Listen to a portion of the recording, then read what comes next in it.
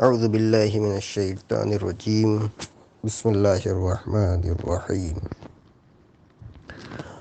આજે આપણે તરબિયત ઓલાદના સિલસિલામાં અમલ કરીને તરબિયત કરવી એટલે આપણે પ્રેક્ટિકલ વસ્તુ કરીને તરબિયત કરવી કે સલાહ સૂચન આપીને તરબિયત કરવી એના વિશે વાતચીત કરશું.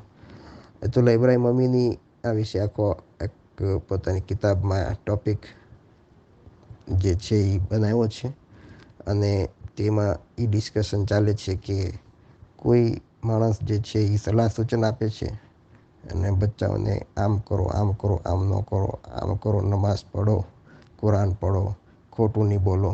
એક તો સલાહ સૂચન હોય છે જે જબાનથી આપણે આપતા હોઈએ છીએ અને એક તો આપણો કિરદાર હોય છે કે કિરદાર જે છે એ બાળકો જોતા હોય છે અને એને પણ એ નજરમાં રાખતા હોય છે. આપણો એક કિરદાર હોય છે. તો આજે એ ડિસ્કશન થશે કે કોનું વધારે મહત્ત્વ છે, સલાહ સૂચનનું કે આપણે જે કરીએ છીએ, જે આપણે પ્રેક્ટિકલી કરીએ છીએ અને બાળકો જોવે છે તેનું. તો ઘણા બધા મા બાપ, અને આમાં તમે તમારી રીતે પણ વિચારજો કે તમે શું વિચારો છો આ બાબતે, અને તમે ભૂતકાળમાં શું કર્યું છે એ બાબતે પણ વિચારજો. કે ઘણા બધા મા બાપ એવું સમજે છે કે નસીહત કરવી અને જબાનથી અમર બિલ મારૂફ અને નહી અનિલ મુનકર એટલે કે નેકી તરફ હુકમ આપવો અને બુરાઈઓથી રોકવું એ જબાનથી કરવું જરૂરી છે અને એ વધારે અસર રાખે છે. એટલે બાળકોને તે લોકો સમજાવતા હોય છે મા બાપ કે આમ કરો, આમ કરો, આમ નહીં કરો, આમ નહીં કરો. અને આને એ કાફી સમજતા હોય છે કે બસ આપણે સમજાવી દીધું એટલે હવે આપણું બાળક નેક થઈ જશે. જ્યારે કે બાળકો જે છે એ એક તમારો કિરદાર પણ જે છે એની નજરમાં હોય છે. સવારથી લઈ અને સાંજ સુધી તમે ક્યારે ઉઠો છો, ક્યારે સૂવો છો, ક્યારે ખાઓ છો, ક્યારે પીવો છો, શું કરો છો, બિઝનેસ જાઓ છો, બિઝનેસમાં કઈ રીતે તમારું ઇન્વોલ્વમેન્ટ હોય છે, તમારો જે છે એ હસબન્ડ અને વાઈફ વચ્ચે કેવું ઇન્વોલ્વમેન્ટ હોય છે, તમારો નમાઝના ટાઈમિંગ શું છે, તમારી નમાઝની કેફિયત શું છે, તમારો તમારા મા બાપ સાથે કેવો વ્યવહાર છે, આ બધા ઉપર બાળકોની નજર હોય છે.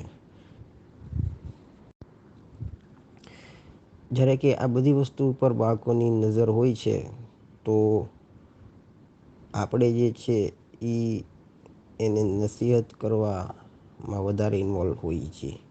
અને ઘણીવાર આપણે એમ કહીએ કે તમે તરબિયતમાં શું કરો છો, તો કે હજી તમારું બાળક નાનું છે કે એ સમજી નહીં શકે કે સારું શું છે અને ખરાબ શું છે.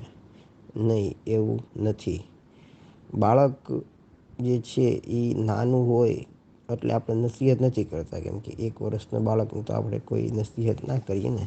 2 વર્ષનું બાળક, નાનું 3 વર્ષનું બાળક હોય તો એને તો કંઈ મોટી મોટી નસીહત ના કરીએ. એટલે એને તો આપણે એમ સમજીએ છીએ કે પહેલાં 4-5 વર્ષ જે છે, પહેલાં 5-6 વર્ષ તો કોઈ તરબિયતનું કંઈ ટેન્શન નથી, તો બાળક રમે રાખે અને એમાં કંઈ એની તરબિયત થવાની પણ નથી, એવું પણ આપણે વિચારતા હોઈએ છીએ કે એમાં તો શું તરબિયત થાય, એમાં તો હજી બાળક સમજતું તો થાય, આપણી વાતને સમજે તો ખરી, ભાષા તો સમજે પહેલાં આપણી, એ આપણી વાતને એની અક્કલ તો ડેવલપ થાય, આપણે એવું બધું વિચારતા હોઈએ છીએ.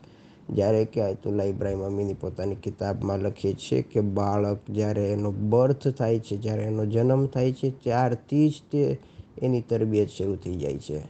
એટલે કે જન્મના પહેલા જ દિવસથી, એટલે કે તેની બર્થ ડેટથી જ તે તરબિયત શરૂ થઈ જાય છે. અને એ આસપાસની બધી વસ્તુને કેપ્ચર કરતું હોય છે. અને એક સીસીટીવી કેમેરો જે રીતે બધું કેપ્ચર કરે છે અને ઓડિયો અને વિડિયો રેકોર્ડિંગ કરતું હોય છે, એમાં ઇમેજીસ લેતું હોય છે, એ જ રીતે બાળકો આ આસપાસની બધી વસ્તુઓમાં જે છે એ પોતાનું કેપ્ચરિંગ પાવરથી બધું કેપ્ચર કરતું હોય છે અને એની તરબિયત હર એક લમ્હા એની તરબિયત શરૂ હોય છે.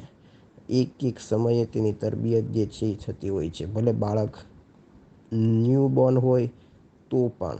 અને આ જે છે એ કિતાબમાં લખેલી વાત છે. અને આ લોજિકથી જોઈએ અને આ એંગલથી જોઈએ કે જે આયતુલ્લા ઇબ્રાહિમ અમીની આપણને સમજાવે છે કે બાળક જે છે એ નસીહતની વાટે પણ નથી રહેતું. એ એવું નથી કહેતું કે મારા બાપ મને આમ કહે છે પછી હું આમ કરીશ, અથવા તો આમ કરવાની ના પડશે પછી હું અહીંથી રોકાઈશ.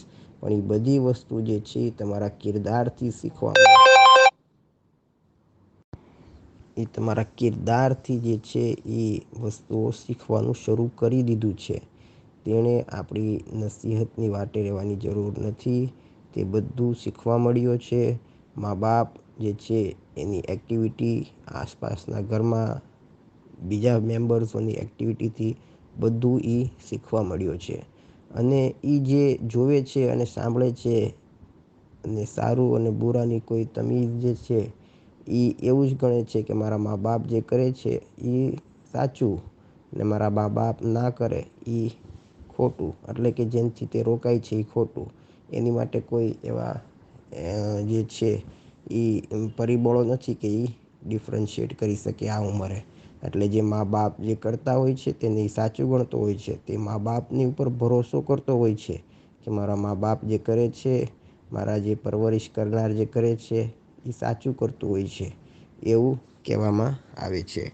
એટલે આમાં આપણી જવાબદારી જે છે એ ઘણી બધી વધી જતી હોય છે. અને 5-6 વર્ષનું બાળક થાય તો એની એક હદ સુધી પર્સનાલિટી ડેવલોપ થઈ જતી હોય છે. અને તે ઘણું એવું એનું સાયકોલોજી છે, તેની નફ્સ જે છે એ તરબિયત ખાસી એવી માત્રામાં પામી ચૂક્યું હોય છે. જ્યારે કે આપણે તો હજી ત્યારે તરબિયત શરૂ કરવાનું વિચારતા હોઈએ છીએ કે હવે શરૂ કરી તરબિયત. જ્યારે કે એક એંગલથી આપણે એવું કહી શકાય કે ખાસો એવો ટાઈમ તો ગુજરી ગયો, ખાસો એવો ટાઈમ તો વયો ગયો છે. કેમ કે જે છે એ 6 વર્ષે કે એમ આટલા 6 વર્ષ સુધી બાળકે જે જોયું, 6 વર્ષ સુધી જે છે 5-6 વર્ષ સુધી બાળકે જે સાંભળ્યું એ ઉપર તો એનો કિરદાર જે છે, પોતાનું જે નફ્સ જે છે, પોતાની સાયકોલોજી જે છે એ ડેવલોપ કરી ચૂક્યો છે એક હદ સુધી. જ્યારે કે એને નસીહત કરવાનું તો આપણે શરૂ પણ ના કર્યું હોય કે હવે આમ કરવાનું છે ખોટું, તારે નથી બોલવાનું, બાંધવાનું નથી. જ્યારે કે તે જોતો હોય છે કે મા બાપ કેટલી વાર બાંધતા હોય છે. તે જોતો હોય છે કે બાપ અથવા મા માઝલ્લા તેના બાપ અથવા મા એટલે કે દાદા દાદીની બેએહતરામી કરતો હોય છે, બુઝુર્ગોની બેએહતરામી કરતો હોય છે, તેની વાત ઉપર ધ્યાન નથી આપતો. આ કેટલી વસ્તુ એ લોકો જોઈ ચૂક્યા હોય છે. અને તમે જુઓ તો ઘણીવાર બાળકોની ઉપર નજર રાખો તો આપણને અંદાજ આવે કે આપણી એક્ટિવિટીને ખાસી એવી નઝરથી નિગાહ રાખતો હોય છે, ખાસી એવી દકીક નઝર હોય છે. અને બાળકોને તમે જુઓ તો આપણે કોઈ કામ કરતા હોય તો જોતા હોય છે શું કામ કરે છે, તો શું એની અસર નહીં આવશે એની ઉપર. એટલે કે આ બાબતે આપણે વિચારીએ તો આપણો ખુદનો કિરદાર જે છે એ ખૂબ મહત્ત્વનો છે. અને આપણી ખરાબ આદતો અને ખરાબ અખલાક જે છે એ નહીં સુધારશું તો આપણો જ તે કિરદાર બાળક કોપી કરી શકે છે. એટલે બાળકની તરબિયત માટે જરૂરી છે કે આપણો કિરદાર ખુલુસતાથી અલ્લાહની ખુશનુદી માટે આપણે સુધારો કરીએ. અને આપણો કિરદાર સુધરશે તો આપણી જિંદગીમાં પણ ફાયદો થશે. આપણા બદ અખલાકમાં ઇસ્લાહ થશે તો આપણી જિંદગીમાં પણ ફાયદો થશે. અને આગળ જતાં આપણું બાળક પણ આ જ વસ્તુ જોઈ અને એની જિંદગીમાં પણ એને ફાયદો મળશે. અને એનો કિરદાર પણ સારો થશે, એના અખલાક પણ સુધરશે. તો આ બાબતે આપણે ઇન્શાલ્લાહ આજે એક નવા ટૉપિકથી શરૂઆત કરી છે. ઇન્શાલ્લાહ નેક્સ્ટ દર્સમાં આ વિશે આગળ વાતચીત કરશું. આખિર દાવાના અનિલ હમ્દુલિલ્લાહિ રબ્બિલ આલમીન.